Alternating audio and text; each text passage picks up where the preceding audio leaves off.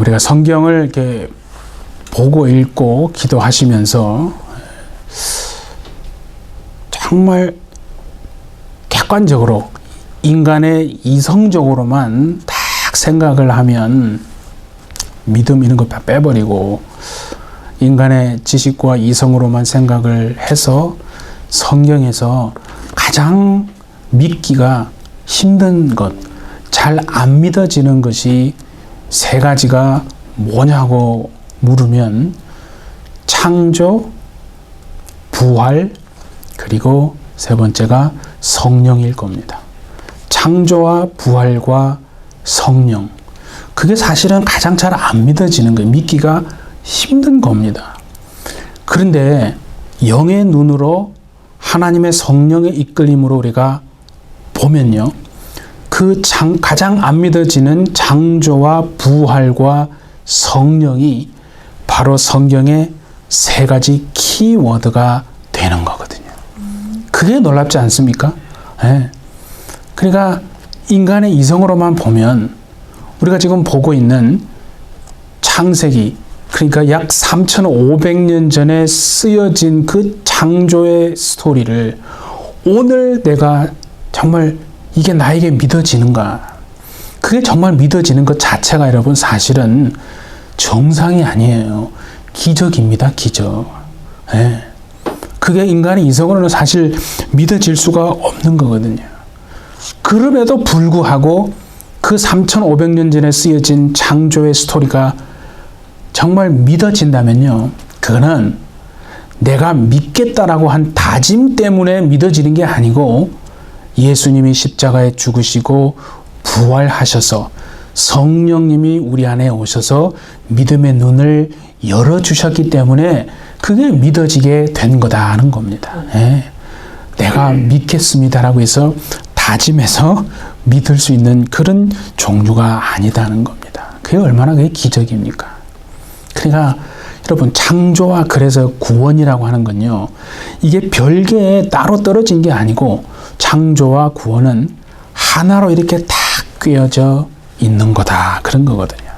자, 우리가 이제 지난주에 본 게 하나님이 땅과 바다와 하늘을 만드셨습니다. 그리고 해와 별을 또 만드시고, 그죠? 또 땅에는 각종 풀과 채소와 나무가 이렇게 자라나게 하셨습니다. 그러면 그게 하이라이트가 아니잖아요. 하이라이트는 항상 언제 옵니까? 뒤에 오거든요. 예. 그래서 진짜 하이라이트가 이제 시작이 되는 거예요. 그게 뭐냐면 앞에서 했던 그 모든 거는 사람을 창조하기 위한 밑그림, 하나의 그 과정에 불과하다는 겁니다. 그래서 자, 오늘 우리 본문의 26절을 한번 보겠습니다. 하나님이 이르시되, 그죠? 우리의 형상을 따라 우리의 모양대로 우리가 사람을 만들고 그들로 바다의 물고기와 하늘의 새와 가축과 온 땅에 기는 모든 것을 다스리게 하자. 그죠? 하나님이 뭐라고 하냐면 우리의 형상과 우리의 모양을 따라 사람을 만들자 그랬어요. 그러니까 앞에서 지금 여섯째 날이니라, 그죠? 그 전까지는, 그 다섯째 날까지는 그러니까 뭔가 좀 분위기가 전혀 좀 다르게 느껴집니다. 그렇죠? 삶 위에 하나님이 지금 서로 의논하고 있는 그런 모습의 그림이, 그죠? 그려지지 않습니까? 네. 우리의 형상을 따라 우리의 모양대로 사람을 만들자. 성경에 그 하나님이라고 이제 번역이 되는 원래 히브리는 엘로힘이거든요. 많이 들어보셨죠? 엘로힘. 그 엘로힘은 항상 뭐냐면 단수의 개념이 아니고 복수의 개념입니다. 그러니까 하나님 아버지와 아들과 성령, 그러니까 세 위격으로 존재한다고 해서 하나님이 전혀 이렇게 별도의 세 분이 아니고 그 세 위격을 가진 하나님이 한 분이다 하는 거죠. 그게 사실은 미스테리예요. 신비예요. 그걸 어떻게 인간의 이성으로 이해할 수 있겠습니까? 그래서 성경에 하나님으로 번역된 엘로힘은 언제나 복수에, 그러니까 그게 삼위일체 하나님을 그렇게 나타내는 거 아니겠어요? 그래서 그 하나님이 지금 뭐라고 했냐면 하나님의 형상과 모양대로 사람을 만들자.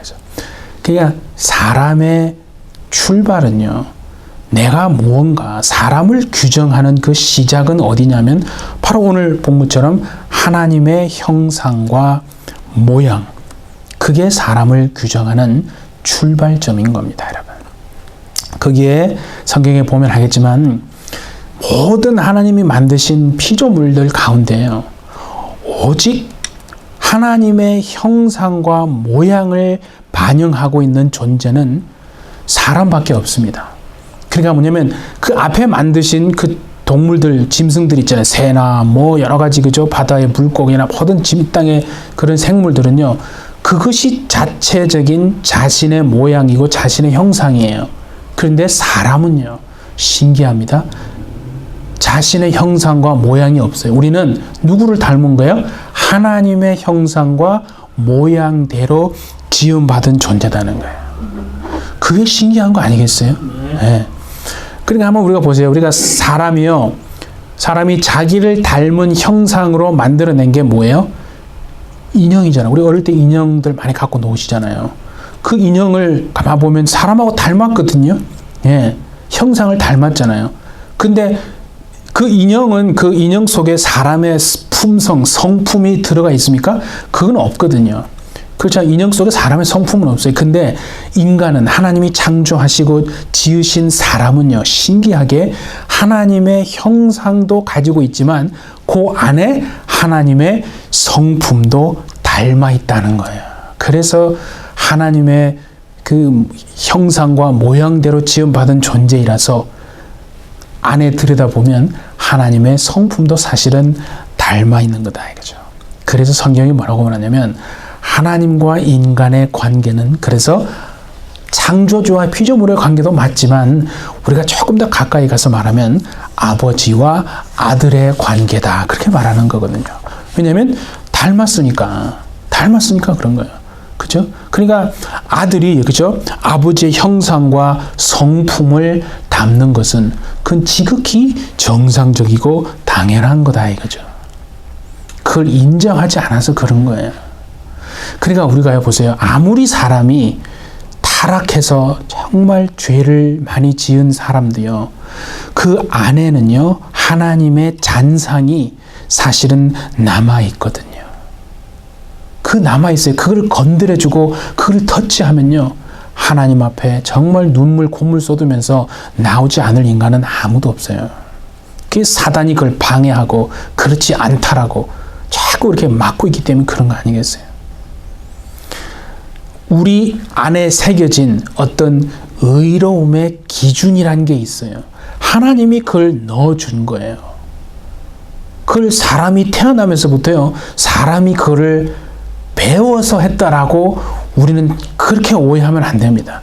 배우지 않았음에도 불구하고요, 하나님이 태어나면서부터 그 모든 사람 속에 넣어준 어떤 의로움의 기준이라는 게 있어요. 그게 뭡니까, 여러분? 그 양심이라는 거거든요. 그래서 보세요. 왜 우리가 누군가를 사랑하면 왜 행복한 줄 아십니까? 왜 우리가 누군가를 미워하면 아무런 감정이 들지 않는 게 아니에요. 괴롭습니다. 미워하면 당연히 괴로운 거예요. 그리고 옳은 일을 하면 막 힘이 납니다.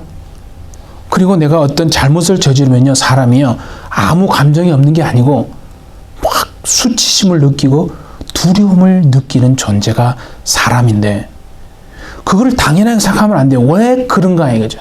왜 사랑하면 행복해지고, 왜 정말 잘못을 저지르면 수치심과 두려움이 생기고, 왜 누구를 미워하면 마음에 그렇게 괴로운가?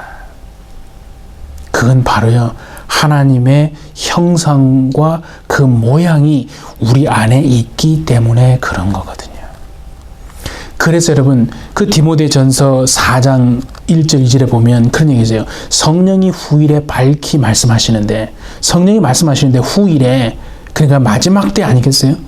어떤 사람들이 믿다가 믿음에서 떠나가지고 믿음을 유지를 못하고 그만 믿음에서 떠나서 미혹의 영과 귀신의 가르침을 따르는 무리들이 생겨난다는 거예요.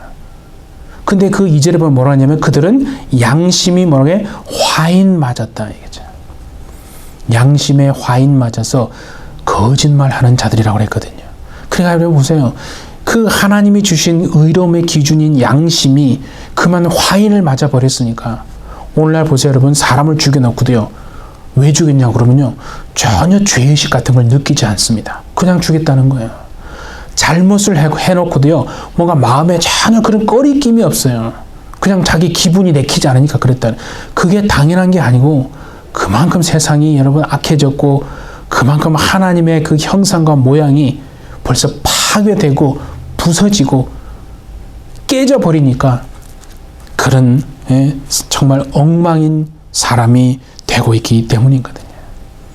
그래서 어찌 보면 예수님이 이 땅에 오신 목적도요, 하나님의 그 형상과 모양을 정말 회복시키시고 하나님의 형상과 모양이 있다는 것을 제대로 보여주기 위해서 예수님이 오신 거 아니겠습니까? 자, 고린도후서 우리 3장 18절을 한번 봅니다. 우리가 다 수건을 벗은 얼굴로 거울을 보는 것 같이 주의 영광을 보매 그와 같은 형상으로 변화하여 영광에서 영광에 이르니 곧 주의 영으로 말미암음이라. 거기에 주의 영광을 본다 그런 말이 나와 있죠. 근데 그 주의 영광을 본다는 건 다른 게 아니고 하나님의 형상과 모양을 본다는 겁니다. 그러니까 우리가 변화되고 하나님을 닮게 되고, 그렇죠? 그래서 영광에 이른다는 그 말씀이에요. 그러니까 구원받는 게 뭐냐? 정말 다른 말로 말하면 하나님의 형상과 그 모양을 되찾는 거. 그게 바로 구원이다 하는 겁니다. 자, 그런데 한번 보세요.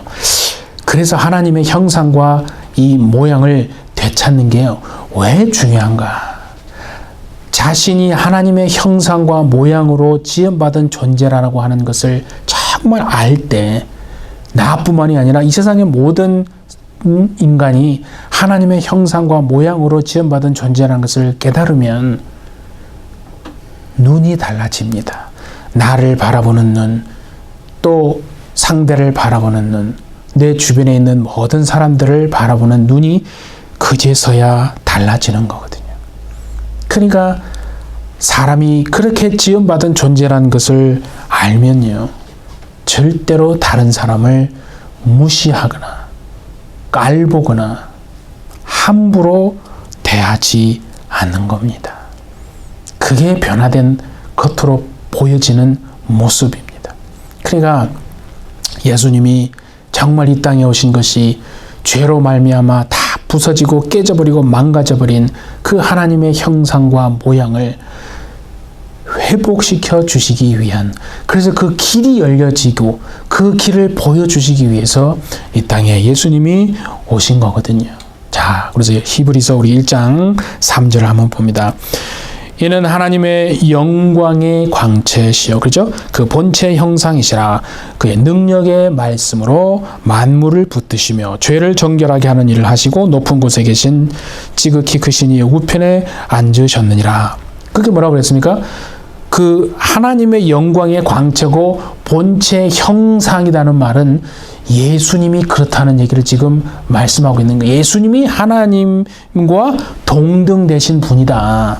그런데 동등됨을 취할 것으로 여기지 아니하시고 죄인의 모습으로 이 땅에, 그죠? 우리에게 오셔서 우리가 어떻게 살아야 하는지를 몸소 보여주신 분이 바로 예수님이다 하는 거예요.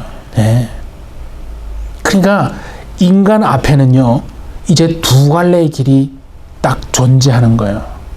하나의 길은 뭐냐면 하나님의 그 형상과 모양을 지키면서 하나님처럼 살아가는 인생이 한 가지가 있고, 또 나머지 한 가지는 뭐냐면 그런 거 나는 모른다, 이거 다 깨뜨려버리고 그냥 자기의 육체의 본성대로 자신이 원하는 대로 살아가는 삶이 그 한 길이 또 다른 한 길입니다. 근데 인간은 어떤 선택을 했습니까? 그게 전도서에 나옵니다. 우리 전도서 7장 우리 20절을 한번 보겠습니다. 내가 깨달은 것은 오직 이것이라. 곧 하나님은 사람을 정직하게 지으셨으나 사람이 많은 꾀들을 낸 것이니라. 그렇죠. 이게 성경의 말씀이에요. 하나님은 사람을 그렇게 짓지 않은 거예요. 정직하게 지으셨대요. 그런데 사람들이 꾀를 냈다는 거예요. 얼마나 사람들이 잔꾀를 여러분 많이 냅니까? 그래서 세상이 이렇게 된 거예요. 악한 생각을 하거든요. 선한 생각은 하지 않거든요. 정말 어떻게 그렇게 악해도 그렇게 악한지 정말 모르는 정도가 되어버렸습니다. 자, 그런데 27절에 한번 봅니다. 하나님이요, 하나님의 형상과 모양으로 사람을 만드셨는데 어떻게 만드셨냐 보니까 남자와 여자로 만드시고는요 복을 주셨답니다. 자, 27절 한번 보세요. 하나님이 자기 형상 곧 하나님의 형상대로 사람을 창조하시되 남자와 여자를 창조하시고 그들에게 복을 주시며 땅에 충만하고 땅을 정복하고 그저 모든 생물을 다스리라 이렇게 말씀하신 거거든요. 그러니까 하나님이 우리에게 뭘 주냐면 땅에 충만하고 땅을 정복하고 생물을 다스리는 복을 주셨구나. 그걸 하나님이 주셨다는 거예요. 하나님이 주셨는데 사람들은 전혀 그건 상관하지 않는 거죠. 그건 믿음으로 받질 않는. 그래서 정말 하나님이 나에게 주신 복이다. 땅에 충만하고 땅을 정복하고 모든 생물을 다스리라고 하는 복을 주셨다. 그러니까 신기한 건 뭐냐면 하나님이 그렇게 사람을 창조하신 다음에 니네가 잘 살아라. 그렇게 하기 전에 뭐부터 주셨다고요? 복부터 주신 거예요. 하나님은 복부터 주시는 분인 줄 믿습니다. 그게 성경 말씀이잖아요. 그런데 현실을 한번 보세요. 우리가 얼마나 사람들이 복 못 받았다고, 그죠? 그 새해만 되면은 새해 복 많이 좀 받으세요. 제발 좀 부탁이에요. 막 그렇게 인사도 하잖아요. 덕담 해달라고 하고, 그죠? 하나님이 사람을 창조하신 다음에 가장 먼저 다른 거 하기 전에 가장 먼저 복부터 막 주시면서 하신 분인데, 인색한 분이 하나님이 아닌데 왜 현실에서 사람은 복을 못 받은 존재인 것처럼 복에 그렇게 안달합니까? 왜 그렇게 했습니까? 하나님이 정말 인색해서 그런 게 아니거든요. 하나님이 우리에게 주신 복을, 자신에게 주신 복을요 복으로 여기지 않는 거예요. 그건 그거고, 내가 원하는 거 있잖아요. 복을 복으로 여기지 않고, 그러니까 감사가 있겠어요? 복을 복으로 여기지도 않는데 무슨 감사하는 마음이 있겠어요? 그러니까 그냥 내가 원하는 자기 욕심만을 자꾸 그렇게 채우기를 바라는 마음으로 살아가기 때문에 그렇게 복에 안달하는 거예요. 2023년은요.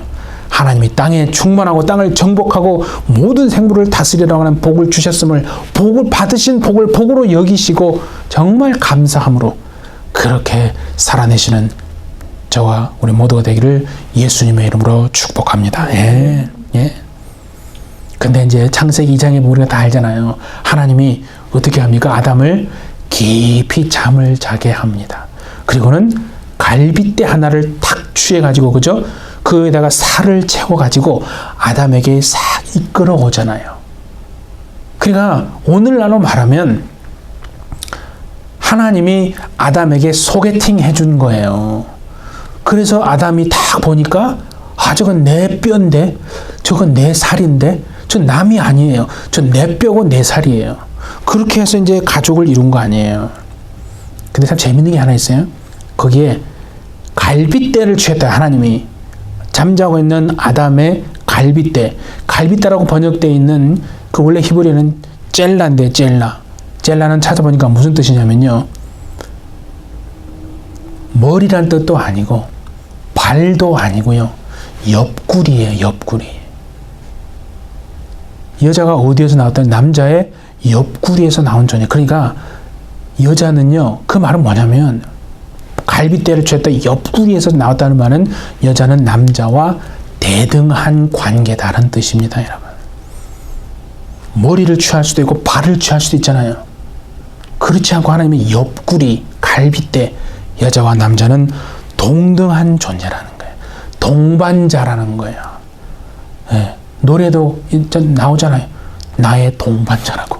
예, 그러니까 하나님이 보니까 아담이 혼자 있는 게 좋아 보이질 않는 거예요. 그래서 하나님의 뜻을 함께 이루어내라고 동반자, 또는 하나님의 뜻을 이루어내는 동역자도 좋습니다. 동반자, 동역자, 또 함께 정말 세상을 다스리는 파트너, 그런 뜻이 그 안에 그 갈빗대 그 옆구리에 포함되어 있는 단어입니다. 그러니까 동반자요, 정말 동역자요, 또 파트너라는 것을 잘 여러분 기억하시는 여러분 되시기를 바랍니다. 그러니까 우리가요, 여성의 인권이나 여러분 남녀 평등은요, 사람의 머리에서 나온 게 아니라 사실은 그게 어디서 비롯됐냐면 성경에서 비롯된 거거든요. 그러니까 하나님의 형상대로 지음 받았다라고 하는 걸 인정하지 않으니까 그게 막 사람의 인권을 막 여성의 인권을 막 유린하는 그런 일이 오늘날 일어나는 거 아니겠습니까? 네. 근데 참 또 신기한 것은요, 하나님이 아담에게 또 다른 아담을 준 게 아니고 아담에게 뭘 줬어요? 하와를 주신 거예요. 아담에게 또 다른 아담을 준 적이 없고 아담에게 하와를 주신. 그러니까 가정이라고 하는 건 뭐냐면 아담과 하와가, 그러니까 생육하고 번성하기 위해서는 반드시 아담과 하와가 가정을 이루어야 한다. 그 얘기를 하나님이 창세기에서 하는 게 그게 하나님의 창조의 질서가 되는 겁니다. 네. 그런데 오늘날은 어떻게 해요? 하나님의 그 창조의 질서를 다 깨버리잖아요. 그러니까 형상과 그 모양도 다 부서지고, 네. 그게 다 그냥 깨버리니까 사람의 삶이, 인간의 삶이 인간 이하의 인간도 아닌 정말 그런 삶의 모습으로 살아가는 것이 아니겠습니까? 네. 자, 그렇게 이제 하나님이 만드신 다음에 어떻게 하냐면 그게 29절에 나오는데요. 세상을 다스릴 권한도 책임도 이제 하나님이 주시고, 그죠? 그래서 관리하면서 먹고 살도록 식물을 먹거리로 주십니다. 자, 29절 한번 봅니다. 하나님이 이르시되 내가 온 지면에 씨 맺는 모든 채소와 씨 가진 열매 맺는 모든 나무를 너에게 주노니 너의 먹을거리가 되리라. 그러니까 원래 먹을거리를 하나님이 식물을 주셨어요. 근데 이제 육식을 하게끔 허용이 된 것은 노아 홍수 이후에 그렇게 허용됐다는 걸 우리는 알고 있습니다.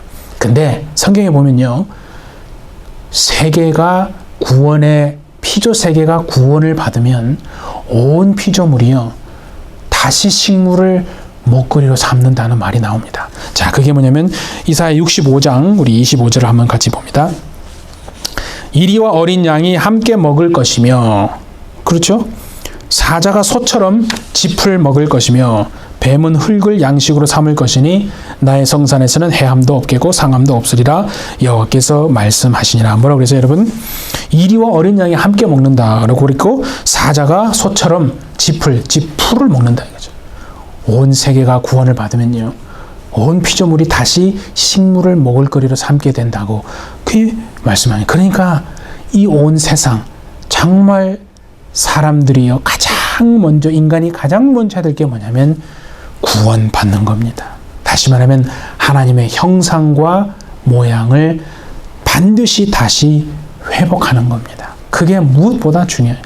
그래서 우리가 예수님 앞에 나오는 거고 그 예수님을 그리스도로 마음에 받아들이는 것이고 정말 그 예수 이름을 힘입어서 하나님의 형상과 모양을 닮아가는 거다 이거죠. 예. 그래서 영생은 다른 게 아니라 죄로 말미암아 잃어버렸던 그 하나님의 형상과 모양을 다시 회복하고 찾아서 하나님 앞에 정말 나아가는 것, 그게 영생이다 이거죠. 자, 우리 로마서 8장 29절을 한 번 더 봅니다. 하나님이 미리 아신 자들을 또한 그 아들의 형상을 본받게 하기 위하여 미리 정하셨으니 이는 그로 많은 형제 중에서 맏아들이 되게 하려 하심이라. 여기에 그라고 하는 게 바로 예수님을 말하는 거예요. 그러니까 이 뭐냐면 지금 하나님이요, 하나님의 형상과 모양을 가진 모든 자 중에서 예수님이 맏아들이 되게 하셨다, 그런 뜻입니다. 네. 그러니까 그렇게 하신 하나님이 이제는 동일하게 우리를 통해서도 우리도 하나님의 그 형상과 모양을 닮아 나가도록 그렇게 하신다는 거죠. 네. 그러니까 우리는요, 누구를 닮아야 합니까? 하나님의 형상과 모양인 예수 그리스도를 닮아 나가면 되는 겁니다. 예. 우리가 한번 잘 생각해 봅시다. 이 땅에 교회가 얼마나 많습니까? 예, 이 교회, 저 교회, 무수히 많은 교회가 있는데요. 자, 모든 이 땅의 교회들이 오늘 말씀처럼 예수님을 하나님의 형상과 모양인 예수님을 정말 닮아 나간다면 무슨 일이 일어납니까, 여러분? 다 예수님을 닮았으니까 이 교회와 저 교회가 너무나 닮아서 구별하기가 어렵지 않겠습니까? 그게 하나님이 생각하신 정말 제대로 된 그림입니다. 그렇죠? 그런데 현실은 어떤가? 이 교회와 저 교회가 달라도 너무너무 다른 거 아니겠어요?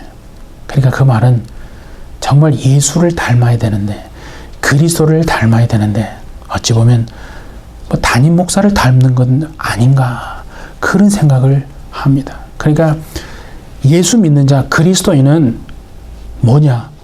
예수 그리스도를 닮는 것이 목적이지, 내가 지금 어떤 교회에 다니고 있느냐, 그게 목적이 아니다 하는 거 아니겠습니까? 예.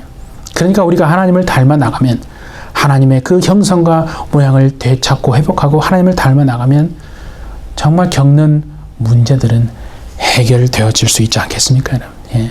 그래서 창세기 마지막 구절 한번 보십시다. 1장 30절 뭐라고 그랬어요? 하나님이 지으신 그 모든 것을 보시니 보시기에 심히 좋았더라. 참 하나님이 보시기에 너무 좋았다. 그러니까 다른 것 빼고 하나님의 형상과 모양으로 지음받은 우리가 하나님이 보시기에는 너무너무 마음에 들고 좋은 존재다 하는 거 아니겠어요? 예.